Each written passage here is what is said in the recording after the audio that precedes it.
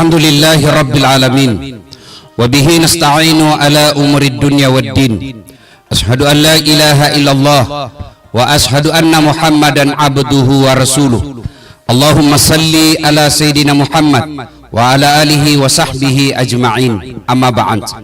Faqad qala Allah subhanahu wa ta'ala fi kitabil karim wa huwa asdaqul qailin. A'udzu billahi minasyaitonir rajim. Bismillahirrahmanirrahim. Ya ayyuhalladzina amanu taqullaha haqqa tuqatih wa la tamutunna illa wa antum muslimun.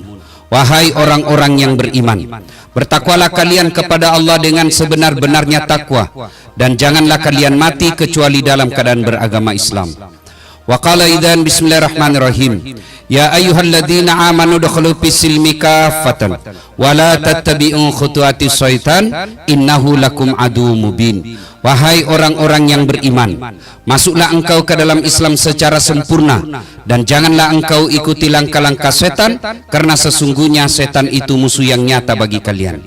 Musuh kalian bukan polisi, musuh kalian bukan ulama, musuh kalian bukan tentara, musuh kalian bukan pemerintah, musuh kalian adalah setan, di mana setan itu musuh yang nyata bagi kalian. Dan ketika saya ceramah seperti ini, ternyata masih juga banyak setan yang berkeliaran. Setannya bukan pocong, tapi setannya berupa handphone.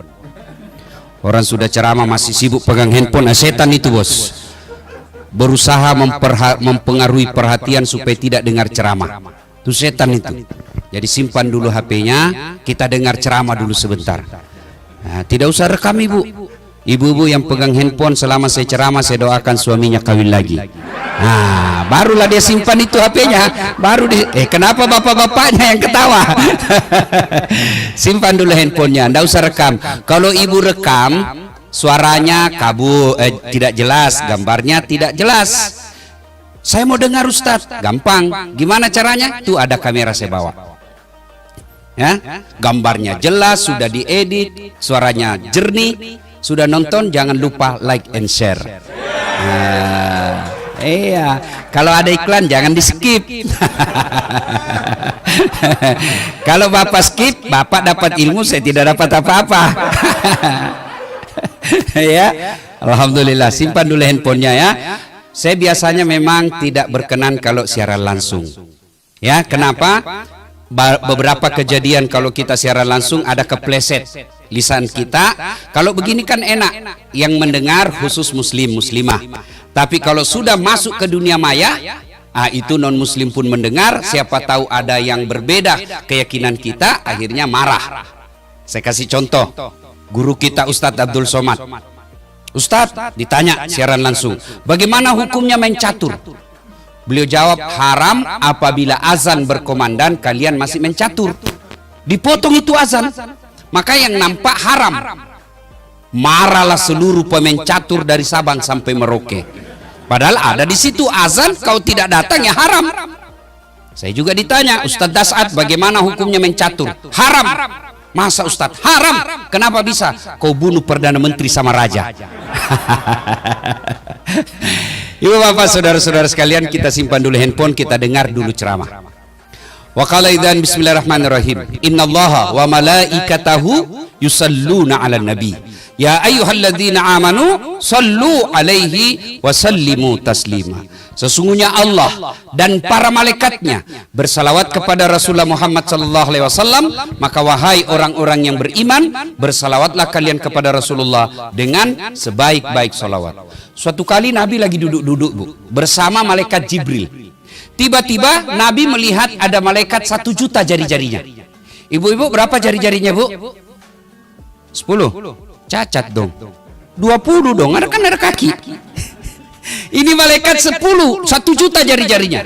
Nabi kagum. Jibril, malaikat apa itu? Oh, itu malaikat yang Allah hadirkan untuk mencatat air ketika hujan. Kira-kira ada yang bisa mencatat air hujan? Ada, Pak? Biar sebanyak duitnya Pak Sandi, tidak bisa dicatat itu. Ya kan? Kenapa tidak bisa dicatat air hujan? Jumlahnya banyak, jatuhnya bareng-bareng, laju. Biar banyak, kalau jatuh satu-satu bisa dicatat. Ini banyak bareng-bareng laju, tidak bisa dicatat. Begitu banyaknya. Lalu Nabi bertanya kepada malaikat pencatat hujan, wahai malaikat, apa betul kau mampu mencatat air ketika hujan? Ya, kau lihat ini saya sibuk mencatat. Saya catat yang jatuh di gunung, di laut, di darat, semua aku catat ya Muhammad. Satu yang tidak bisa aku catat, apa? Ketika umatmu berkumpul di rumah Pak Menteri Sandiaga Salahuddin Uno, mereka duduk bareng-bareng, lalu mereka bersalawat kepadamu bareng-bareng. Saya tidak bisa mencatat betapa banyak yang Allah turunkan rahmat di rumah itu. Kalau Bapak tidak bisa memperbanyak amal dengan tahajud, tidak bisa memperbanyak amal dengan duha, tidak bisa memperbanyak amal dengan bangun masjid, tidak mungkin memperbanyak amal dengan haji tiap tahun, tidak bisa. Lalu perbanyaklah amal ketika duduk seperti ini, salawat bareng-bareng. Itu pahalanya lebih banyak daripada air yang hujan ketika turun hujan. Maka saya mau ajak kita salawat. Bisa? Bisa? Ayo kita ikut bareng-bareng.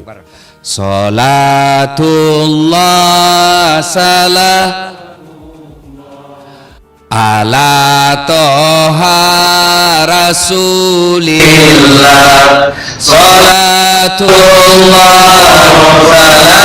salamullah ala yasin. Alhamdulillah.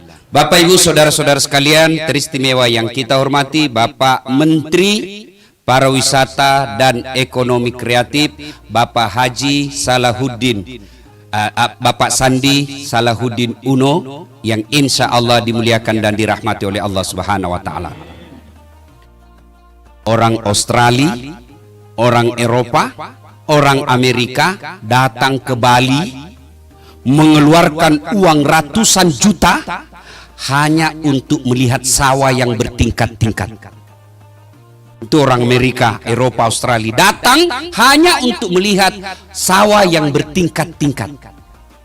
Alhamdulillah saya tidak perlu keluar uang banyak-banyak. Ketika ada di kampung, saya pergi jalan-jalan sedikit tidak sampai 1 kilo, saya keluar dari rumah saya di kampung, saya sudah bisa melihat hamparan sawah yang ada di kampung saya. Orang-orang Eropa, Amerika, luar negeri datang ke Indonesia mengeluarkan duit sampai puluhan juta untuk apa? Melihat laut kita yang cantik pantainya dan putih pasirnya. Tunjukkan saya di Indonesia kabupaten yang tidak ada pantainya. Kita tidak perlu mengeluarkan duit untuk melihat pantai kita yang indah. Orang Amerika, Eropa, luar negeri datang ke Indonesia untuk apa? Melihat alam kita, mengeluarkan duit. Alhamdulillah kita Indonesia tidak perlu mengeluarkan duit. Bapak pergi ke Tanah Suci. Begitu mau landing, apakah di Jeddah atau di Medina atau di Riyadh, begitu mau pesawat landing, apa yang kita lihat? Apa Bapak pernah melihat gunung yang hijau seperti di Indonesia? Di sana gunungnya coklat karena original batu, tidak ada rumputnya. Makanya mereka datang ke Indonesia, terutama ke Bogor, mengeluarkan duit sampai ratusan juta hanya untuk melihat gunung-gunung yang hijau. Kita alhamdulillah tidak perlu mengeluarkan uang untuk melihat hutan yang hijau. Pohon kita tumbuh subur. Alhamdulillah. Itu alamnya. Saya kumpulkan anak-anak kader-kader mubalik di Sulawesi. Kau tunjukkan negara Indonesia, negara seperti bebasnya Indonesia dalam beragama. Tidak usah jauh dulu ke Eropa. Kita nyebrang ke tetangga kita, Malaysia. Di sana mau ceramah, tidak gampang orang ceramah bos. Kau harus punya permit, izin dari pemerintah kerajaan, baru boleh kau ceramah. Sebelum ceramah, sampaikan dulu apa naskah ceramahmu kepada, kalau di sini setingkat Kementerian Agama, diperiksa dulu, baru boleh tampil ceramah. Indonesia, biar anak-anak yang baru belajar agama 1 bulan, sudah bisa ceramah di masjid. Cari saya negara yang bebas membangun masjid seperti di Indonesia. Malaysia, Bapak mau bikin masjid, biar Bapak punya duit banyak, tidak dikasih izin sama kerajaan, tidak bisa bikin masjid. Di Indonesia alhamdulillah Belum lagi rumah ibadah, belum lagi namanya pesantren. Saudi saja, Saudi pusat Islam, awal pergerakan Islam, bikin pesantren di sana. Pikir Bapak gampang? Tidak. Ceramah aja di masjid tanpa izin raja tidak bisa. Di Indonesia alhamdulillah. Punya duit, kumpulkan anak-anak, bikin penghafal Quran, jadi pondok di rumah, tidak perlu izin, selesai. Itulah sebabnya saya sampaikan, adik-adik yang lagi belajar di Mesir, baru-baru saya datang, fakta-fakta kejadian inilah yang tidak boleh kau berhenti mencintai negaramu. Kita tahu negara kita belum sesuai harapan yang kita mau. Disuruh ngurus laut malah ada dibajak laut, disuruh ngukur hukum malah mempermainkan hukum. Apa boleh buat? Tapi di sini kita lahir, di sini kita besar, di sini kita dakwah, di sini kita berkeluarga, di sini kita ngurus anak-anak istri kita. Maka inilah negara kita. Tidak boleh menjadi alasan untuk membencinya. Maka cara mencintai negara kita, satu, bersyukur. Gimana cara bersyukurnya Ustaz? Pertama, bersyukur dengan melafazkan hamdalah. Kalau Bapak Muslim, alhamdulillahi rabbil alamin. Supaya berbekas di hati, ucapkan ucapan itu, usahakan ucapannya di mulut, kedengaran sedikit di telinga, dan ucapkan secara fasih. Kalau Bapak ucapkannya tidak terdengar telinga, kemudian ucapannya juga tidak fasih, biasanya tidak berbekas di hati. Alhamdulillah, tak ikhlas betul. Ditelepon kawan, naik saham, alhamdulillah. Apa artinya itu bos? Kan tidak berbekas di hati. Coba Bapak amalkan deh, coba Bapak amalkan. Kedengar sedikit di telinga, usap dada, alhamdulillahirabbil alamin. Pasti ada bekasnya. Kalau Bapak cuma ucapkan tidak ikhlas dan tidak, cara mengucapkannya juga tidak fasih, tidak berbekas itu. Bapak bersikir 24 jam tapi tidak fasih caranya, tidak bagus pengucapannya, tidak ada bekasnya. Saya biasa heran di masjid Pak Menteri, sama-sama subhanallah dibaca, sama-sama 33, sama-sama mulainya, saya baru 11 dia sudah sampai. Dia bilang saja sembilan. Kalau sudah gue yang kepala sembilan. Apa artinya itu sunnah? Dullah. Ada dullah di sampingnya, apa kau panggilkan saya? Siapa panggil kau? Itu saya dengar tadi dullah. Ucapkan dengan fasih. Alhamdulillahirabbil alamin. Langkah pertama. Jadi tadi Pak Menteri umumkan, alhamdulillah pergerakan ya naik. Alhamdulillahirabbil alamin. Yang kedua anjuran agama, sujud syukur. Bagaimana cara sujud syukur? Sama sujudnya ketika sholat, cuma tidak harus ada rukunya, tidak harus ada wudunya, dan tidak harus di tempat ibadah, rumah ibadah. Nah, di mana saja. Tiba-tiba dengar kabar, alhamdulillah anakmu lulus PNS. Alhamdulillahirabbil alamin. Perhatikan, tempat sujud di kantor samping meja sujud. Apa yang kita ucapkan? Terserah ibu, boleh dengan kreativitasnya masing-masing, boleh dengan kalimat ini, ya Allah, terimalah sujud hamba ini sebagai tanda terima kasih dan syukur hamba kepadamu atas nikmat yang engkau berikan kepadaku. Sujud. Di mana Ustaz? Samping meja kerja boleh. Di mana boleh? Di teras. Ketika lagi duduk-duduk tiba-tiba bersujud, boleh. Jalan raya, boleh. Yang penting tidak ada lalu lalang mobil. Kalau ada bos, kau ditabrak mobil, belen-belen namanya itu. Ya, jelas. Sujud syukur. Yang ketiga, caranya seperti yang dijelaskan tadi Pak Menteri adalah bertafakkur. Apa itu tafakkur? Evaluasi diri. Apa yang dievaluasi? Satu, kalau kita berkaitan dengan tahun, sudah seberapa banyak umur yang kita lakukan Allah berikan ini untuk kebaikan. Bapak-bapak, tahu enggak? Ketika kita di padang mahsyar, padang mahsyar itu kata Nabi, seluruh manusia dikumpul dari Sabang sampai Merauke, dari Adam sampai kiamat. Berapa triliun manusia itu? Bayangkan Pak, berapa triliun manusia dari Adam sampai kiamat, dan kita kumpul satu tempat dan dipanggil satu-satu dan diadili oleh satu Khalik, satu Allah, satu loket. Ini kan baru-baru kita vaksin toh, Gelora Bung Karno, ribuan orang ngantri dari pagi sampai sore, pasti giliran habis vaksin ulang lagi besok. Padahal kita ngantri dari pagi, ngantrinya ada musik kita dengar, ngantrinya ada konsumsi, ngantrinya di bawah tenda kadangkala ada AC-nya. Di Padang Masar jangan pikir ngantrinya ada konsumsi, tergantung amal. Dan pada saat itu kita dipanggil satu-satu. Siapa dulu yang dipanggil? Nenek kita yang duluan wafat? Tidak. Siapa dulu dipanggil? Nama-nama Islam dulu. Abdurrahman, Abdul Jabbar, Sandiaga Salahuddin Uno, Dasat Latif. Itu dulu dipanggil. Tony, Joni, Rudi, Ningsi, Nining, Titi, Tuti. Di belakang dipanggil juga Pak, tapi di belakang. Ini silahkan baca di kitab Duratun Nasihin. Dipanggil juga, tapi Bapak lama panggilnya. Gimana kalau sudah terlanjur nih Ustadz namaku ini? Misalnya namanya sudah terlanjur Lionel Messi. Gimana itu Ustadz? Ya sudah diislamkan hari ini masuk tahun baru.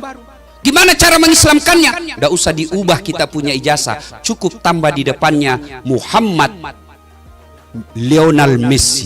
Nggak nyambung Ustadz, biar aja. Yang penting kau selamat di akhirat. Ya kan? Masih ingat? Dia ketawa bos, saya serius ini. Jadi Bapak bayangkan yang punya nama-nama lain-lain, islamkan tahun baru. Nggak mesti dirubah ijazah, ijazah nggak berlaku di akhirat. Mulai besok kita grup WhatsApp semua. Mulai hari ini demi menyempurnakan keislaman saya. Misalnya namanya tadi Desi Ratnasari, misalnya kan? Kita tambah di situ Siti Desi Ratnasari. Nggak nyambung Ustaz. Biar yang penting aman di akhirat. Bapak masih ingat almarhum Bapak Presiden, Bapak Pembangunan Republik Indonesia, Pak Harto. Sebelum haji di TV-TV waktu itu didominasi oleh TVRI, nama beliau hanya Soe Harto. Setelah haji dan diislamkan namanya raja waktu itu, lalu ditambah dengan nama Muhammad Soe Harto, istri beliau ditambah Siti di depannya. Panggillah kita satu-satu dan pada saat itu ya diperiksa kita.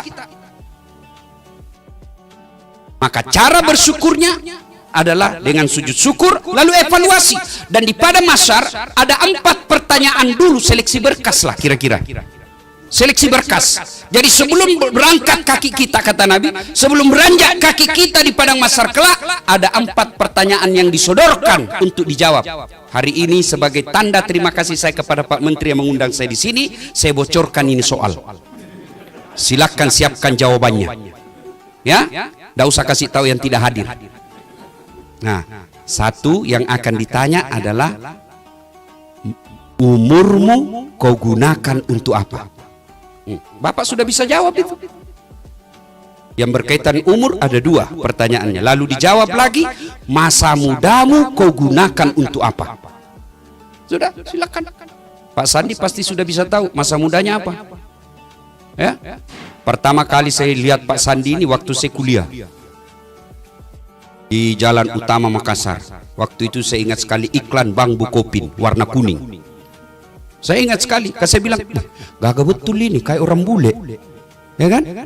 Di situ Bank Bukopin, Sandi S Uno. Saya, mungkin anaknya Ibu Min Uno ini. Kan zaman saya sekolah, Ibu Min Uno terkenal juga sampai sekarang, ya.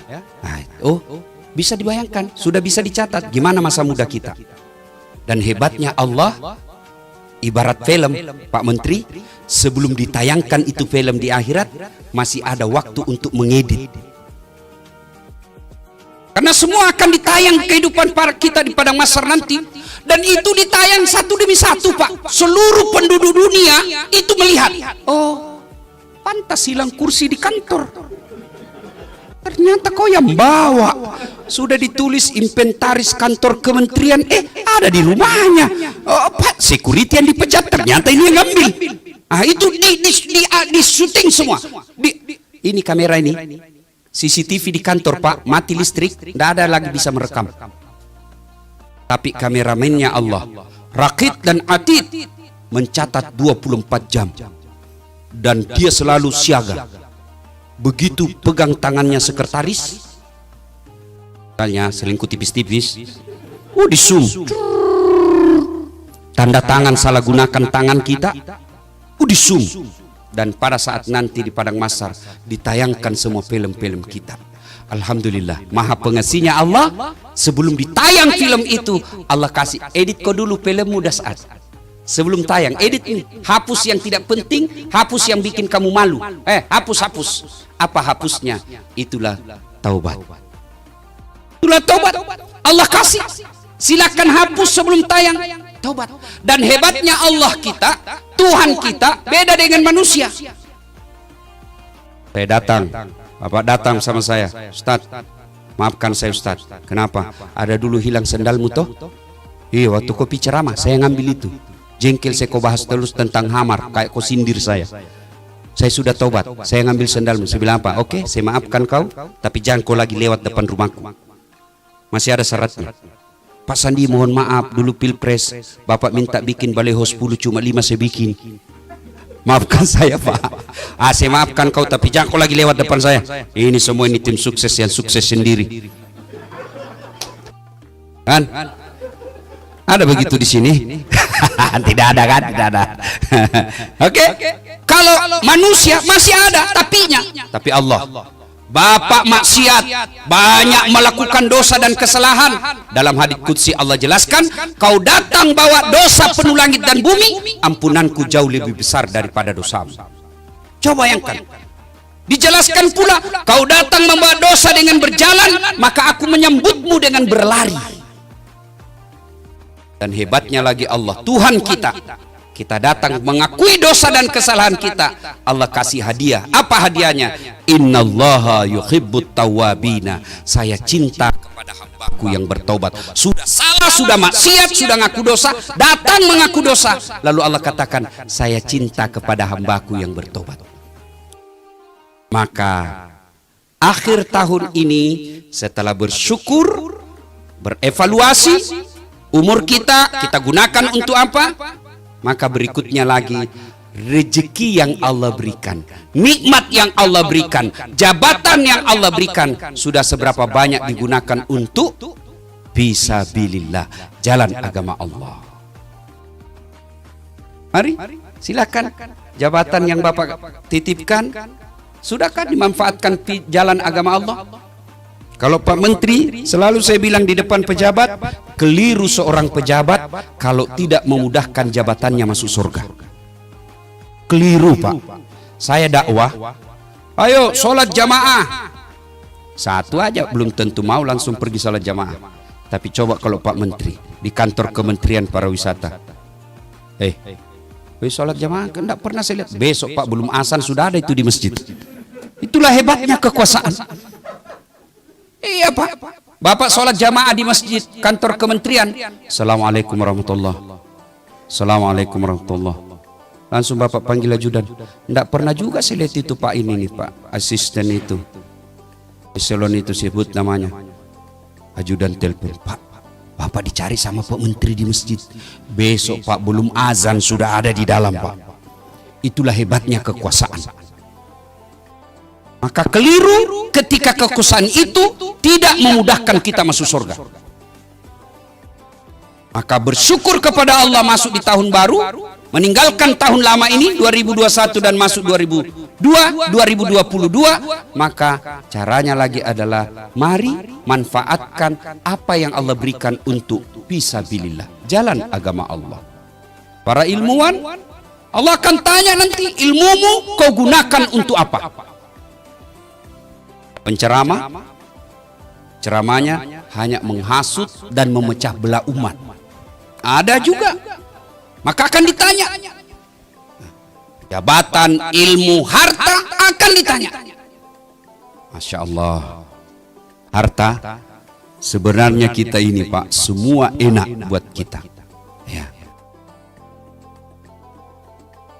Tentu Pak Sandi soal harta banyak pertanyaannya Banti dibanding pertanyaannya bagi security.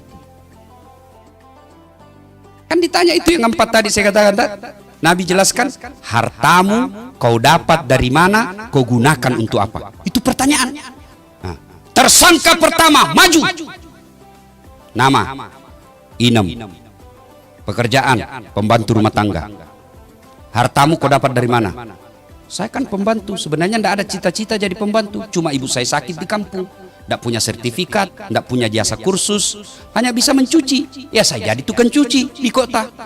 Berapa? 3 juta per bulan. Kau belanjakan untuk apa? 2 juta saya kirim ke orang tua saya sakit. 1 juta operasional saya selama 1 bulan di kota. Kau sholat? Alhamdulillah, bukan cuma 5 waktu. Sunnah saya lakoni. Kau puasa? Alhamdulillah, bukan cuma Ramadan, Senin Kamis saya jalankan. Karena kadang-kala Tuhan saya makan, saya tidak makan. Ya lebih daripada saya lapar, saya lebih puasa. Kau haji? Mau betul, tapi tidak ada rezeki. Mobil? Oh, mana ada mobil.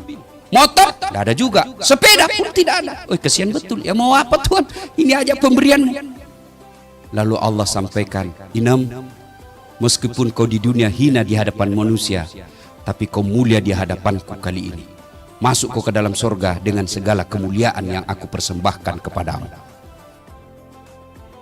Kan tidak ada pertanyaan Pak, sedikit. Rumah, tuan rumah yang punya.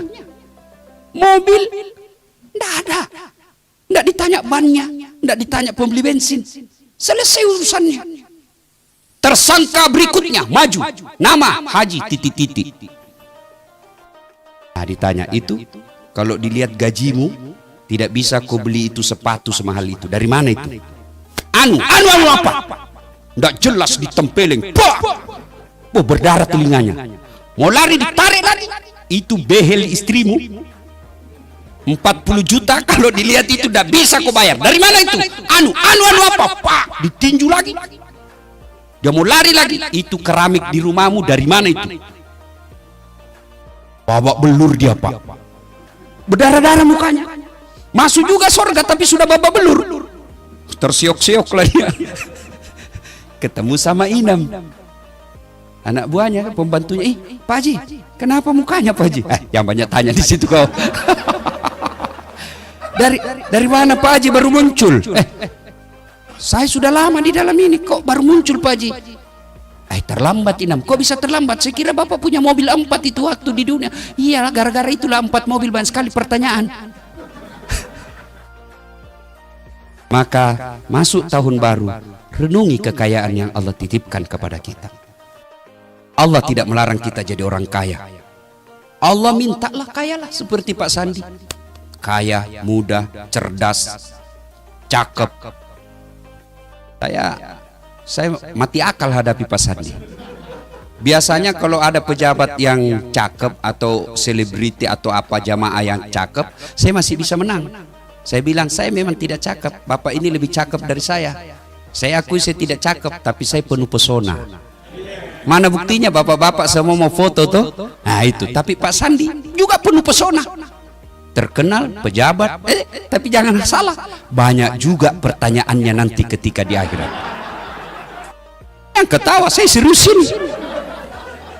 Maka Allah tidak melarang kita jadi pejabat, Allah tidak melarang kita jadi orang kaya, Allah tidak melarang kita jadi orang cerdas, bahkan kalau perlu kaya semua orang Islam supaya mengangkat marwah orang Islam, tidak menjadi peminta-minta, tidak bawa-bawa proposal, kaya.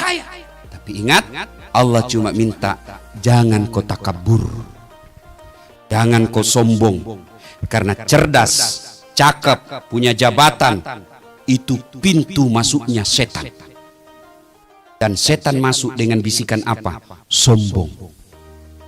Fir'aun, cakep, penguasa, cerdas, berwibawa, punya pasukan, sampai istananya pun kadangkala dihiasi dengan perhiasan emas. Begitu kayanya Fir'aun. Tapi puncaknya, silau dengan semua itu, akhirnya dia sombong, dan puncak kesombongannya dia lantik dirinya menjadi Tuhan. Allah murka kepadanya, dilaknat Allah, haram masuk surga, diabadikan dalam neraka, dan tidak ada manusia yang senang itu Fir'aun. Padahal dia populer, ada namanya dalam Quran. Coba, cerdas, kaya, pejabat, tidak ada manusia yang senang sama Fir'aun. Mana buktinya? Sampai detik ini tidak ada satupun manusia yang mau kasih nama anaknya Fir'aun. Oh ya nak, itu Fir'aun tokoh itu nak, ada namanya di Quran. Saya kasih kau nama Fir'aun. Begitu Allah laknat Fir'aun, namanya pun tidak ada orang senang. Padahal dia kaya. Maka mohon maaf bagi kita yang Allah titipi kekayaan. Allah tidak melarang kita kaya. Allah hanya minta syukuri dengan cara apa? Bersedekahlah. Bayar zakatmu. Kenapa itu ayat? Saya setiap ceramah Pak, setiap saya ceramah pasti saya bacakan ayat itu. Ya ayyuhalladzina amanu taqullaha haqqa tuqatih wa la tamutunna illa wa antum muslimun. Itu dibaca tiap Jumat. Kalau di kantor Pak Menteri ada pengumuman dari Pak Menteri, ada titah perintah Pak Menteri yang harus dibaca setiap Jumat, pasti itu perintah penting. Ayat ini Jumat dibacakan khatib, berarti ayat ini penting. Jangan kamu mati illa kecuali wa antum muslimun, dalam keadaan beragama Islam. Insya Allah Bapak tidak akan wafat dalam berzina. Insya Allah kita tidak akan wafat dalam keadaan mabuk. Insya Allah kita tidak akan wafat dalam keadaan korupsi. Tapi yang membuat kita bisa mati dalam keadaan kafir, hubbi aklil haram, baru saja makan uang haram. Apa yang menyebabkan uang dan penghasilan kita haram adalah enggan membayar zakat.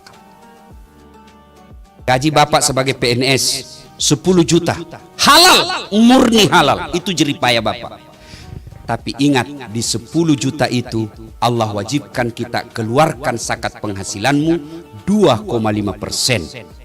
Sehingga ketika tidak dikeluarkan yang 2,5% itu, yang 2,5% itulah yang mengotori yang 97,5. Saya kasih contoh, mohon maaf Pak Menteri. Ini anggaplah ini gaji. Air putih, ini halal atau haram? Halal. Bersih, suci, halal. Penghasilan kita. Tapi ketika tidak dikeluarkan zakatnya, maka air yang bersih, suci dan halal ini, kemudian karena tidak dikeluarkan zakatnya, ibaratnya Bapak mencelupkan jari-jari Bapak, mohon maaf, di kloset, air toilet. Bapak celupkan jari-jarinya, ambil 1 tetes, masukkan 1 tetes di air ini yang tadinya bersih, suci dan halal. Bapak kalau sudah ada 1 tetes di dalam ini dari air kloset, meskipun 1 tetes, Bapak masih mau minum? Masih mau minum? Pasti tidak mau. Itulah perumpamaan penghasilan yang halal dan tidak dikeluarkan zakatnya menjadikan seluruh harta yang kita dapatkan menjadi haram. Dan akhirnya harta yang tadinya halal kita peroleh karena kita tidak keluarkan zakatnya, maka merusak kita punya tubuh. Duit banyak tapi tidak ada yang bisa dia makan. Duitnya tabungan depositonya 10 miliar tapi dilarang makan nasi. Ada kan Pak Menteri orang banyak duitnya dilarang makan nasi, dilarang makan gula, dilarang makan garam, dilarang makan daging. Apa saja yang bisa dia makan? Ubi rebus warna ungu, duit 7 miliar.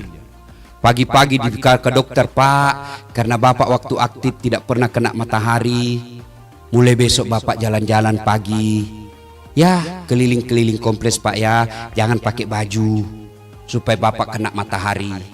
Pakai celana pendek saja Pak di atas lutut supaya bawa juga kena matahari. Jangan lupa Pak, jangan pakai sendal.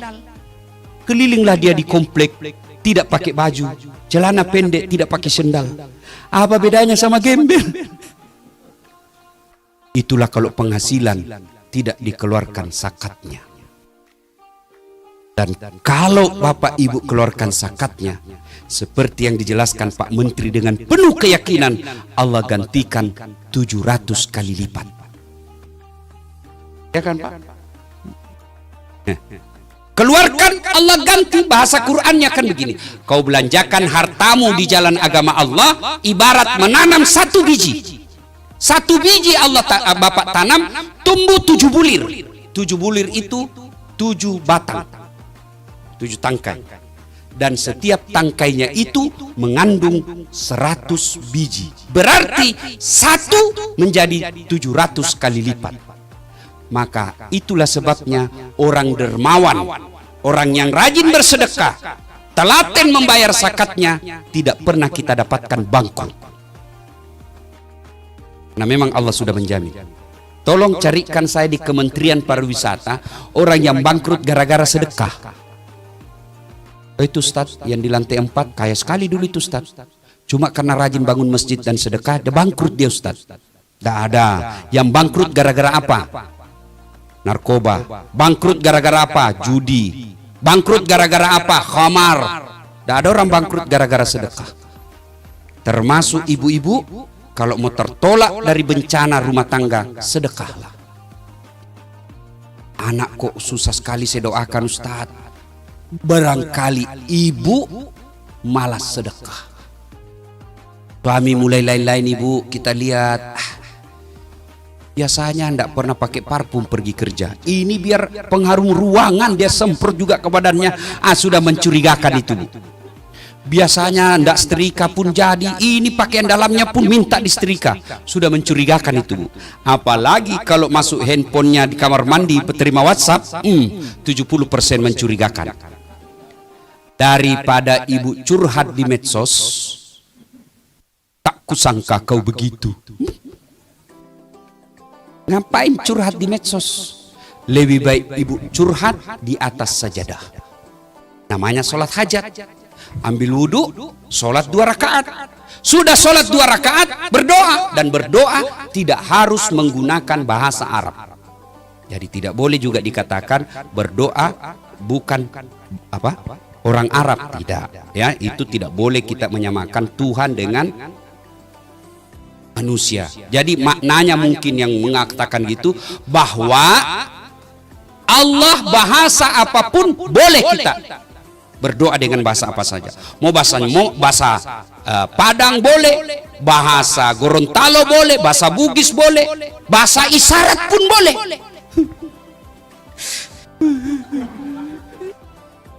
Itu bahasa isyarat, Allah sudah tahu. Sudah itu ibu, sudah ya Allah.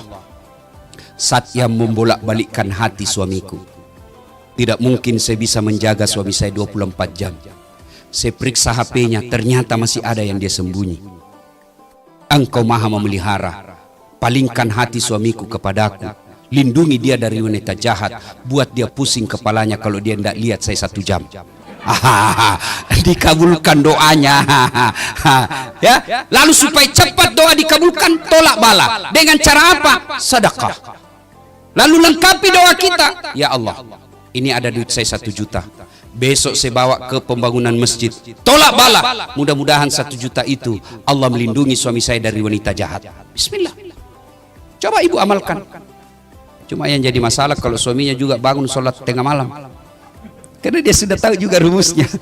Ya Allah, capek sudah saya menghadapi istri saya, Allah. Ada duit, tidak ada duit, marah aja kerjanya, ya Allah.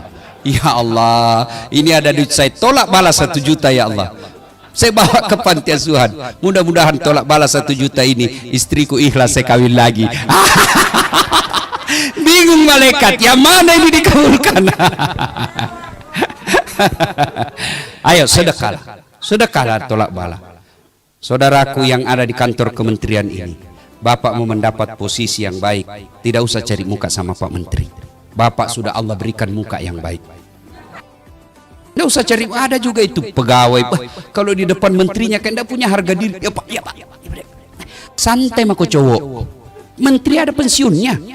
Ganti lagi, cari muka kau lagi. Ganti lagi, cari muka lagi. Capek. Cari muka kepada Allah. Kalau Allah yang takdirkan kamu pada posisi satu, dunia yang mau menghalangi tidak mampu. Tapi kalau Allah yang menghalangimu, tidak ada yang mampu mengangkatnya.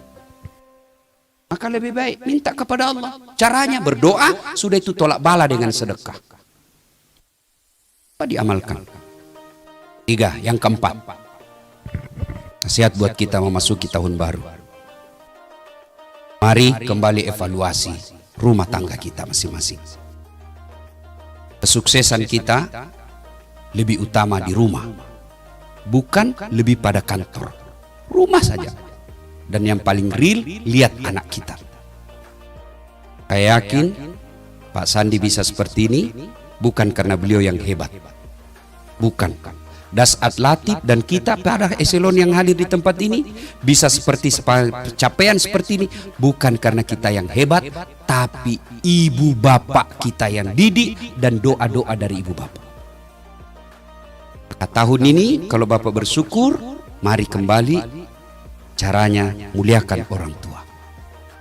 Tidak ada kemuliaan seorang hamba di hadapan Allah ketika dia tidak tahu memuliakan orang tuanya.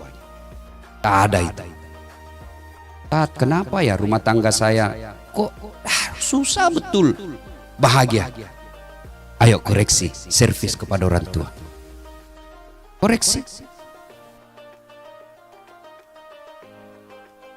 Al-Quran mengajarkan, imma yablughanna indakal kibra ahaduhuma au kilahuma fala takul lahuma uf wala tanharhuma wa qul lahuma qaulan karima.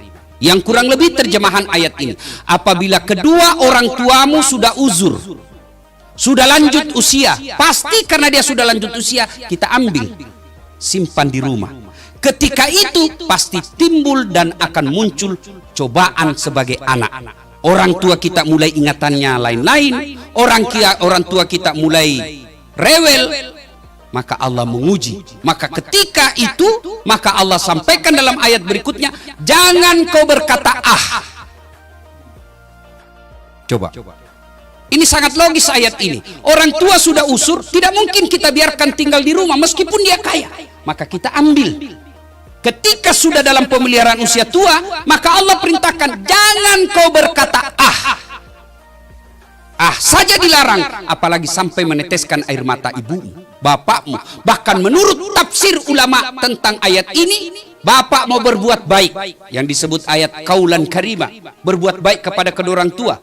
Bapak mau bangun masjid, transfer. Pak Sandi mau bangun masjid di Gorontalo, transfer duitnya. Bukanlah suatu kesalahan, itu bisa, amalnya tidak berkurang. Pak Sandi mau bangun panti asuhan di Padang dengan mentransfer, itu juga suatu kemuliaan. Tapi menurut ayat ini, Pak Sandi mau berbuat baik, Dasat mau berbuat baik kepada orang tuanya, akhlak mulia jangan kau transfer tanganmu dengan tangannya orang tuamu. Itu yang disebut akhlak mulia kepada orang tua.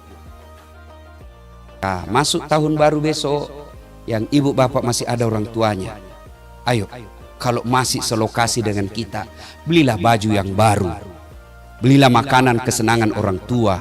Datang pagi hari selesai sholat subuh, persembahkan kepada orang tua dan minta didoakan.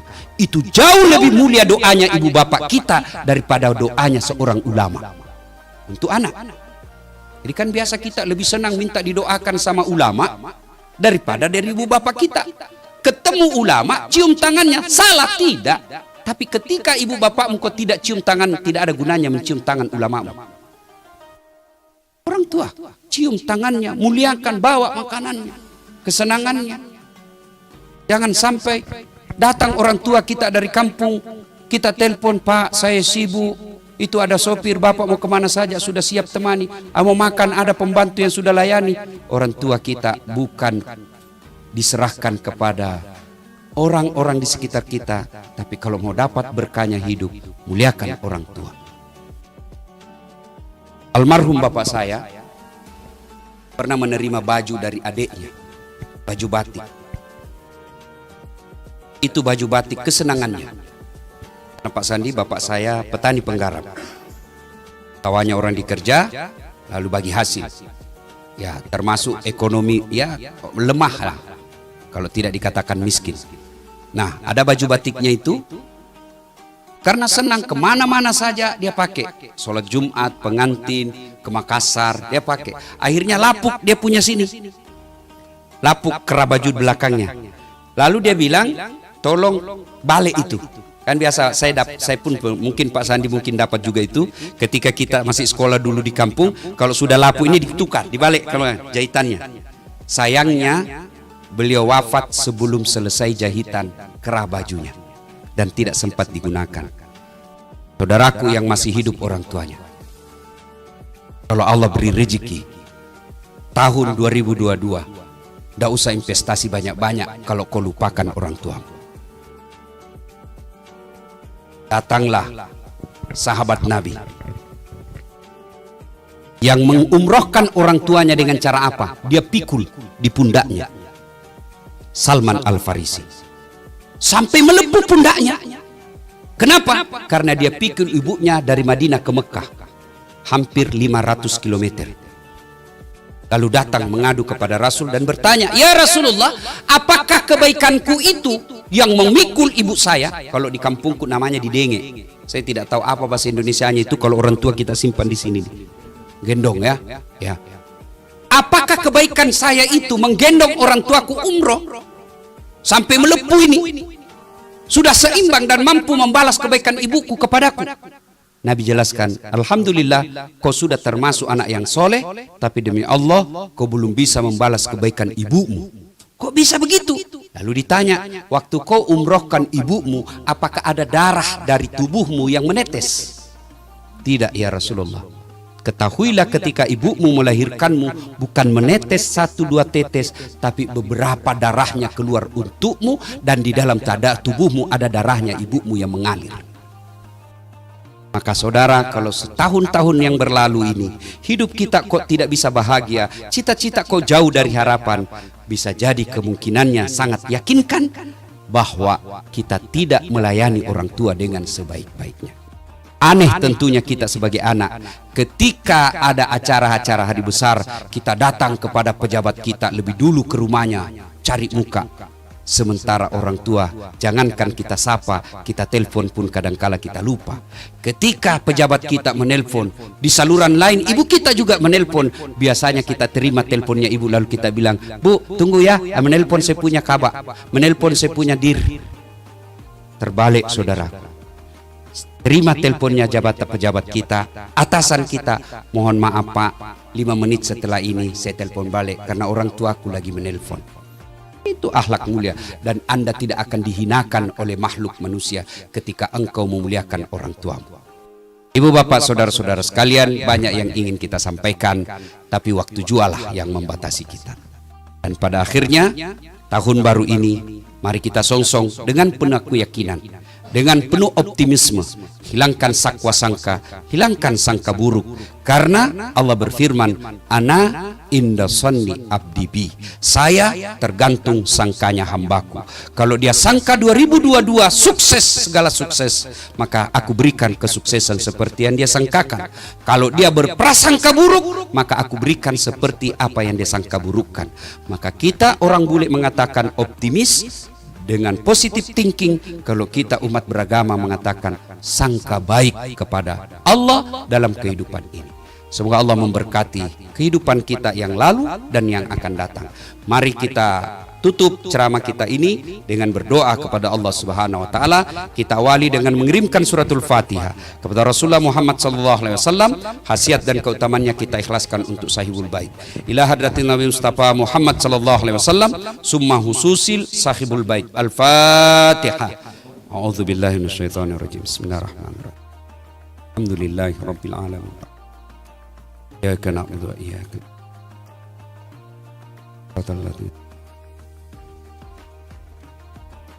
A'udzu billahi minasyaitonir rajim. Bismillahirrahmanirrahim. Allahumma salli ala sayidina Muhammad wa ala ali sayidina Muhammad.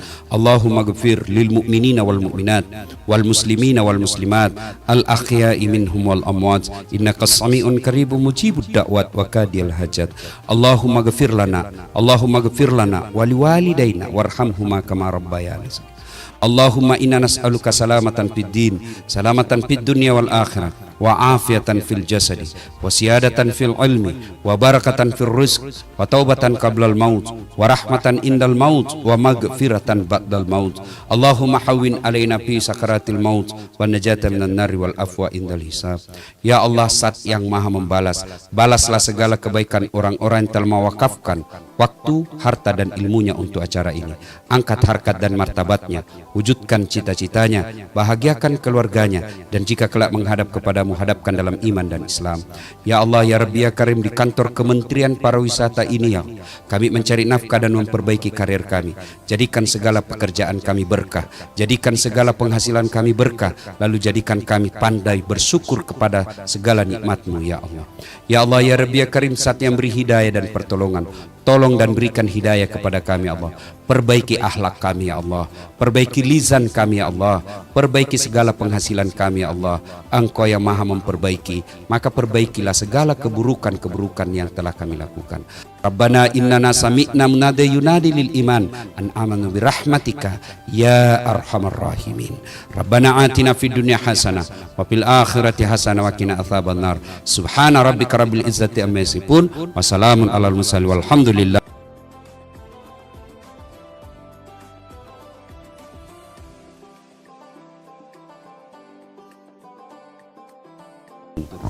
Ya, tidak biasa karena orang Bugis itu tidak tahu berbelit-belit dia.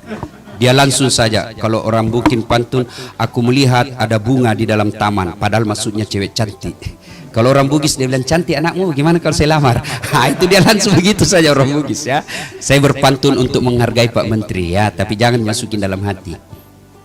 Lebat batang padi jerami, padi dipanen di pagi hari, niat hati berpoligami, apa daya takut istri.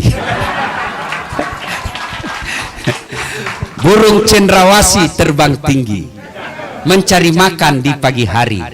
Bukan kami takut istri, cuma istri lebih